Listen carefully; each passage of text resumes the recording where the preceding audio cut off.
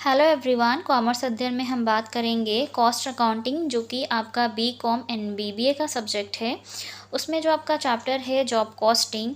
इस वीडियो में हम देखेंगे कि जॉब कॉस्टिंग जो है आपका प्रोसीजर ऑफ जॉब कॉस्टिंग कैसे किया जाता है, कि क्या प्रोसेस को फॉलो किया जाता है जब कहीं भी जॉब कॉस्टिंग की जाती है। अगर मैं यहाँ पे बात करें जॉब कॉस्टिंग की मीनिंग की, तो जॉब कॉस्टिंग होता है क्या है कि एक स्पेसिफिक ऑर्डर होता है जो डिफरेंट टाइप के प्रोडक्ट के लिए सेपरेट हम प्राइस डिसाइड करते हैं, सेपरेट उसका कोटेशन प्राइस डिसाइड होता है। तो ये एक स्पेसिफिक ऑर्डर होता है और स्मॉल स्केल पर किया जाता है। ठीक है, तो ये आपका जॉब कॉस्टिंग होता है। बच्चे बहुत ज़्यादा कंफ्यूज होते हैं job costing and contract costing में। मैंने उस पर डिफरेंसेस की भी बात की हुई है, तो अगर आप उनको डिफ्रेंशिएट करना चाहते हैं तो आप वीडियो देख सकते हैं। उस वीडियो का लिंक भी आपको यहाँ आई बटन पर देखने को मिल सकता है।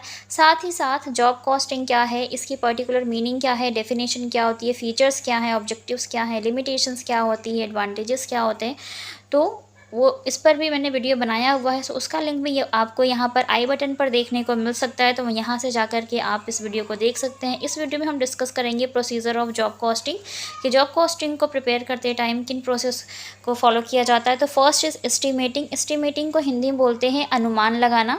किसी भी चीज़ के बारे में आप पहले एक अनुमान लगाते हैं, और अनुमान किस आधार पर आप लगाते हैं, जो भी आपकी प्रीवियस एक्सपीरियंस होते हैं, पास्ट एक्सपीरियंसेस होते हैं, उसी के बेसिस पर ही तो आप किसी भी चीज़ के बारे में एक अनुमान लगा सकते हैं कि एस्टिमेशन तक पहुंच सकते हैं।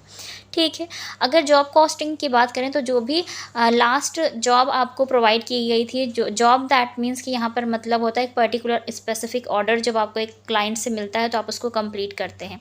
जैसे हम लोग होते हैं तो सूट सिलवाना होता है, तो हम टेलर को जाते हैं, ड्रेस मटेरियल देते हैं। उस ड्रेस मटेरियल में हमें क्या डिज़ाइन करवाना है, नेक डिज़ाइन कैसा होना चाहिए, है ना, स्लीव्स कैसी होनी चाहिए, वो सारी चीज़ें आप उनको बताते हैं।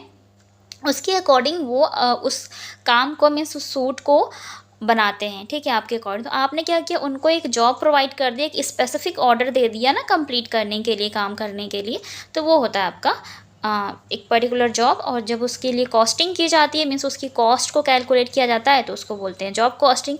तो यहाँ पर जो फर्स्ट स्टेप आता है वो आता है एस्टिमेटिंग का, कि एक अनुमान लगाया जाता है प्रीवियस एक्सपीरियंसेस के बेसिस पे।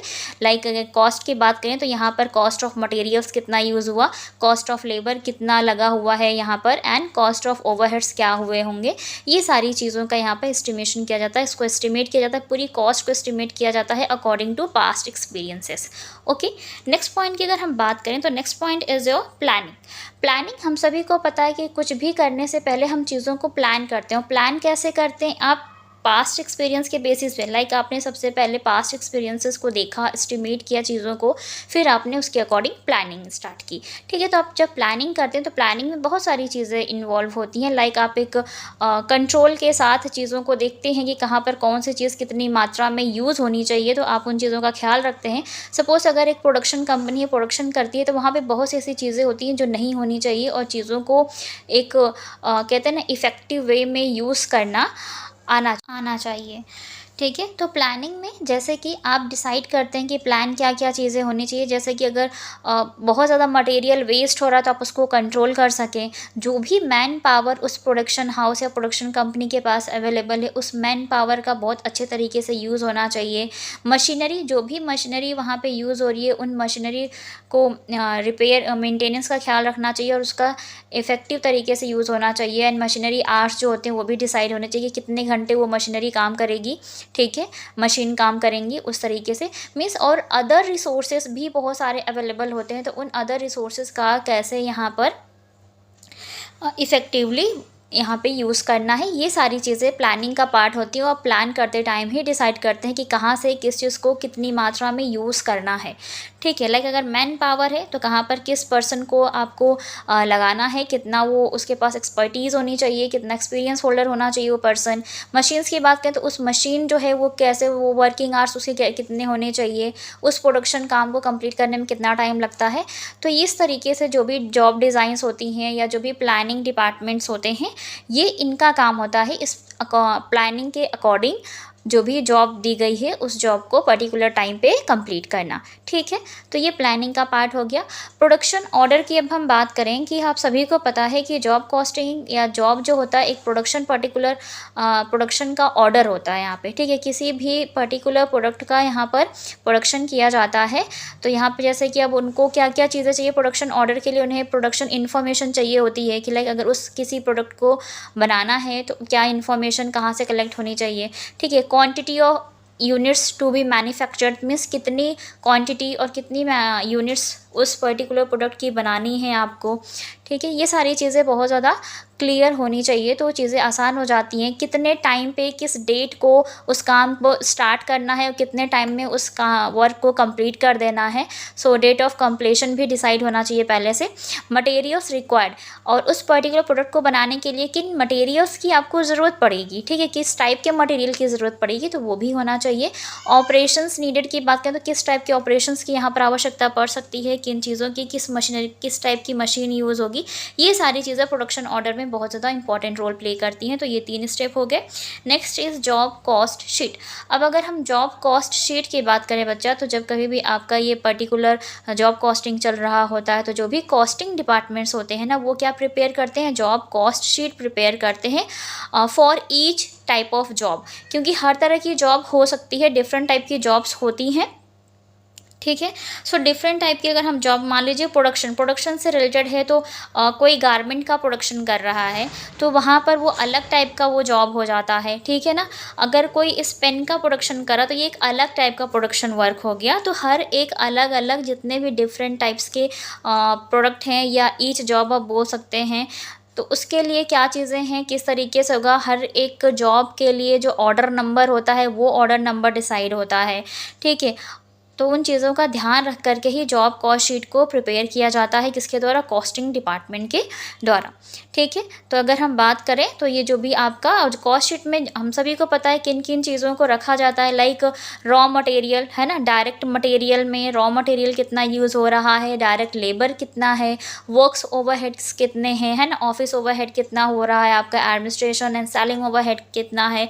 ये सारी चीज़ें आपकी पूरी कॉस्ट शीट में शो की जाती है। तो जॉब कॉस्ट शीट भी सेम होती है। तो ऐसे ही इसको भी सारी चीज़ों को इन्वॉल्व किया जाता है, like direct material, direct labour, overheads, charges, ये सारी चीज़ें यहाँ पर की जाती हैं। अब हम बात करते हैं अकाउंटिंग की। अब जब कभी भी इसके लिए अकाउंट्स प्रिपेयर किया जाता है जॉब प्रोसेस के लिए, जब भी जॉब कॉस्टिंग होती है उसके प्रोसीजर के लिए, तो सबसे पहले अगर हम बात करें यहाँ पर, तो अगर जॉब का जो प्रोसेस है वो प्रोसेस में होता है, चल रहा होता है काम, तो वहाँ पर हम क्या डेबिट करते हैं, work in progress control account को डेबिट कर देते हैं। और जब ये पर्टिकुलर जॉब कंप्लीट हो जाती है तो on the completion of a job जो अकाउंट है आपका ये वाला work in progress control account, ये क्या हो जाता है, क्रेडिट हो जाता है। और फिनिश्ड गुड्स कंट्रोल अकाउंट जो होता है वो डेबिट हो जाता है। ठीक है, तो इस तरीके से ये पूरा चीज़ें की जाती है और उन दोनों के बीच का जो भी डिफरेंसेस आता है वो डिसाइड करता है कि प्रॉफिट कितना हुआ है।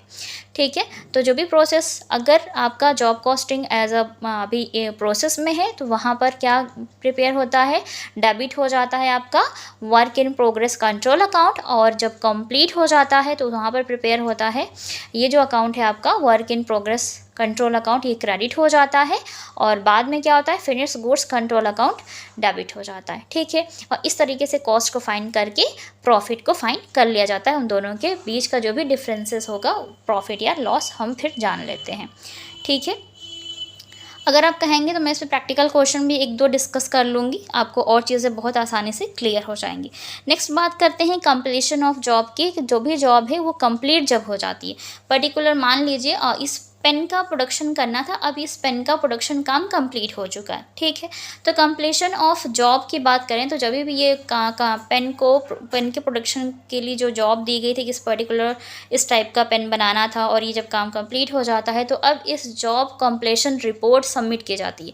जॉब कंप्लीशन रिपोर्ट जब कहीं भी कंप्लीट हो जाएगा वो प्रोडक्शन वर्क, तो उसी से रिलेटेड एक रिपोर्ट रेडी की जाती है कि हाँ इस टाइम से स्टार्ट हुआ था ये वर्क, इतनी इस पे कॉस्ट आई है, इतना प्रॉफिट रहा, और इस टाइम पे ये वर्क कंप्लीट हो गया, डन हो गया। अब इस रिपोर्ट को सबमिट किया जाता है बनाकर। किसके द्वारा सबमिट किया जाता है, जो भी प्रोडक्शन शॉप होती है, production shop that means production shop या प्रोडक्शन फैक्ट्री जो भी होगी, जो भी इस काम को कर रही थी, प्रोडक्शन का काम कर रही थी, उसके द्वारा क्या की जाएगी, प्लानिंग डिपार्टमेंट और जो आपका कॉस्टिंग डिपार्टमेंट है उनके पास एक एक कॉपी इस कंप्लीशन रिपोर्ट जो सबमिट की गई है उसकी एक एक कॉपी इनके पास भेज दी जाती है, प्लानिंग डिपार्टमेंट और कॉस्टिंग डिपार्टमेंट के पास। ठीक है, तो ये पूरा होता है इनका प्रोसीजर। अब बात करते हैं recording of cost. Recording of cost की बात करें, जैसे स्टार्टिंग मैंने बताया था कि आप किन किन टाइप्स की कॉस्ट को रिकॉर्ड करते हैं। मटेरियल दैट मीन्स कि आपके डायरेक्ट मटेरियल आ जाते हैं यहाँ पर, रॉ मटेरियल वगैरह। अगर मटेरियल आपने कुछ पहले से आपके पास स्टोर में रखा था तो आपने स्टोर हाउस से इशू कर सकते हैं, या बाहर से मार्केट से मटेरियल परचेज भी कर सकते हैं, या कोई ओपनिंग स्टॉक ऑफ मटेरियल था तो आप उसको भी यहाँ पर यूज़ कर सकते हैं। ठीक है, डायरेक्ट मटेरियल के तौर पे। लेबर की अगर हम बात करें तो यहाँ पर हमें पता है कि लेबर कई टाइप्स के होते हैं, तो आप यहाँ पर उन लेबर पे जो भी कॉस्ट यूज़ हुई हैं उन कॉस्ट को भी यहाँ पे इंक्लूड किया जाता है, लेबर कॉस्ट। ओवरहेड हमें पता है कई टाइप्स के ओवरहेड्स होते हैं, लाइक फैक्ट्री ओवरहेड जिसे आप वर्क्स ओवरहेड बोलते हैं, इसको भी इंक्लूड किया जाता है, यहाँ पे उसको रिकॉर्ड किया जाता है। ऑफिस ओवरहेड को भी यहाँ पर रिकॉर्ड किया जाता है। एडमिनिस्ट्रेशन ओवरहेड्स को भी रिकॉर्ड किया जाता है। सेलिंग ओवरहेड्स होते हैं, डिस्ट्रीब्यूशन ओवरहेड्स होते हैं, उनको भी यहाँ पर टाइम के साथ रिकॉर्ड किया जाता है। एडमिनिस्ट्रेशन ओवरहेड और ऑफिस ओवरहेड सेम चीज़ है, तो आप उनको भी बोल सकते हैं, अदरवाइज कोई प्रॉब्लम नहीं है, एडमिनिस्ट्रेशन ओवरहेड भी बोल सकते हैं। सेलिंग एंड डिस्ट्रीब्यूशन ओवरहेड में क्या होता है कि कितनी यूनिट सेल हुई हैं या डिस्ट्रीब्यूट हुई हैं, वो सारी चीज़ें आ जाती हैं। वेयर हाउस से रिलेटेड एक्सपेंसेस आ जाते हैं। तो इस तरीके से आपका जो जॉब कॉस्टिंग है उसमें इसी प्रोसीजर को फॉलो करते हुए प्रिपेयर किया जाता है, जॉब कॉस्टिंग की जाती है और इन कॉस्ट को इंक्लूड किया जाता है।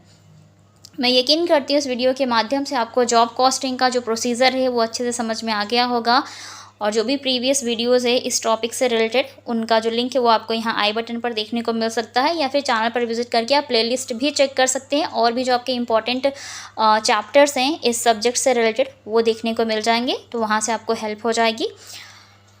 तो यकीन करती हूँ इस वीडियो के माध्यम से आपको ये पॉइंट क्लियर हो गए होंगे, और अगर आपको मेरे वीडियोस अच्छे लगते हैं तो ज़्यादा से ज़्यादा लाइक करें, अपने फ्रेंड्स के साथ ज़्यादा से ज़्यादा शेयर करें। अगर आप हमारे चैनल पर नए विजिटर हैं तो प्लीज़ चैनल को सब्सक्राइब कर लें, साथ में बेल आइकन को प्रेस कर लें ताकि आने वाली वीडियोस की नोटिफिकेशंस आपको टाइम पर मिलती रहे। किसी भी टॉपिक से रिलेटेड आपको वीडियो चाहिए तो आप मुझे कमेंट सेक्शन में कमेंट करके बता सकते हैं। साथ ही साथ आप मुझे इंस्टाग्राम पेज पर भी डायरेक्ट मैसेज करके इन्फॉर्म कर सकते हैं। तो आज की वीडियो में इतना ही, मिलते हैं नेक्स्ट वीडियो में, तब तक के लिए take care and thank you so much for watching this video.